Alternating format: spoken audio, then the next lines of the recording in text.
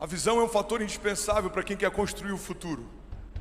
E a verdade é que uma visão que antecipa estações, ela vê antes de algo acontecer.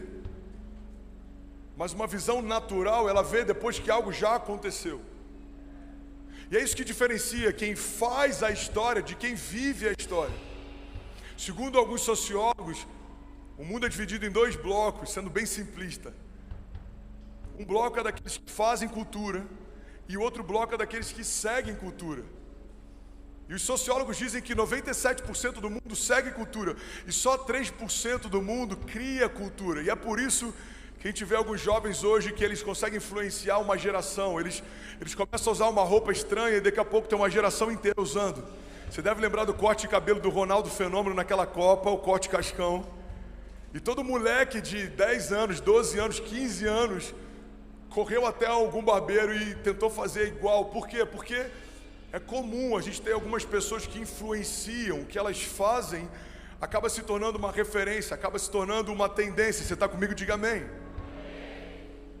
Mas a verdade é que Deus chamou a igreja para ocupar fundamentalmente esse lugar. A igreja tem um papel de liderança. A Bíblia diz que nós seremos cabeça e não cauda. A própria palavra príncipe, que é muitas vezes como a gente se refere àqueles que são filhos de Deus, a Bíblia diz que Ele é o rei dos reis. Então, se Ele é o rei dos reis, os filhos dele são príncipes. Alguém está comigo? Diga amém. A palavra príncipe no original significa aquele que vai à frente, aquele que vai primeiro. Então, fundamentalmente, a tua jornada de fé precisa ser escrita através de estações em que Deus vai te levar a lugares que ninguém foi, de que Deus vai te mostrar coisas que para ninguém Ele mostrou, de que Deus vai falar com você coisas que ninguém ouviu. Você está comigo? Diga amém. E como que a gente chega lá? Através de uma visão para construir o futuro.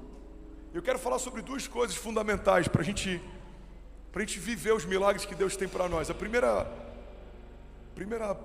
pilar que eu quero compartilhar com você é que para a gente carregar essa visão que constrói o futuro, a gente precisa discernir a visão. Fala comigo, eu preciso discernir a visão. Uma visão que não está clara, ela é tão ruim quanto visão nenhuma. Eu lembro uma vez, o Conrado comentou uma briga que ele teve com o Luiz Hermínio, o apóstolo Luiz Hermínio. Eles estavam na Flórida, indo de uma cidade para outra ministrar. E aí o Conrado falava sem parar, e ele falava, e ele falava, e ele falava. E aí o Conrado disse que em algum momento o Luiz Hermínio interrompeu ele e falou para ele: macho,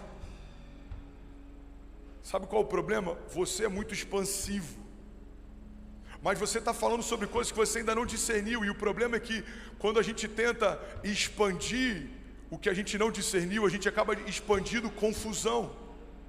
Ele falou: você está começando a discernir algumas coisas que Deus está te falando, mas elas ainda estão confusas. Então deixa eu te dar um conselho, macho. E eu queria que você meditasse sobre esse conselho, porque pode fazer sentido para a tua jornada de fé. Ele disse: você primeiro precisa discernir, depois você precisa estabelecer, e aí então você vai expandir. É assim com todo negócio, é assim com toda empresa, é assim com todo homem de Deus. Porque se eu começo a expandir antes de discernir, eu posso expandir confusão. Eu preciso discernir qual é a vontade de Deus para mim, qual é o projeto de Deus para mim, qual é a palavra de Deus para mim, qual é o desígnio de Deus para mim. Para que eu fui chamado? Qual é o dom que eu carrego? O que Deus me deu que Ele não deu para mais ninguém? Qual é a linguagem específica que eu tenho? Quais são os sonhos específicos que Deus me deu? Em que lugar eu me torno diferente dos demais? Em que lugar eu sou mais do mesmo? O que Deus me chamou para me tornar? Quando a gente começa a discernir isso, você precisa estabelecer algo, porque visionários não são aqueles que enxergaram algo novo, são aqueles que não pararam só na sua visão. Você precisa ter uma visão, mas você precisa também ter ação. Então depois que você discerne, você precisa estabelecer algo. É isso que separa pessoas que tiveram uma boa ideia de pessoas que mudaram a história. Boas ideias nascem todos os dias, mas o que muda a história é quando alguém sai do campo das ideias e começa a criar novas realidades. Você está comigo? Diga amém. Todo mover, toda revolução, ela começou com uma boa ideia, mas ela teve muita energia impressa para que ela fosse estabelecida como uma realidade. Todo avivamento, toda revolução, toda construção, Ela começou com uma ideia, mas alguém precisou não só discernir, mas estabelecer. E depois que você estabelece, você precisa ir para o próximo passo, que é expandir. Deus não te chamou para viver algo comum, Deus te chamou para viver algo sobrenatural. Porque a partir do momento que eu entendo que tudo que eu vivo em Deus é uma expressão de quem Deus é e do que Deus pode, eu preciso parar de sonhar coisas na minha medida, eu preciso começar a sonhar coisas na medida de Deus, porque o que é difícil qualquer um faz, o que é impossível só Deus faz. E em vários momentos, eu já falei isso, eu quero relembrar, a gente está confundindo o Deus do impossível com o Deus das coisas difíceis.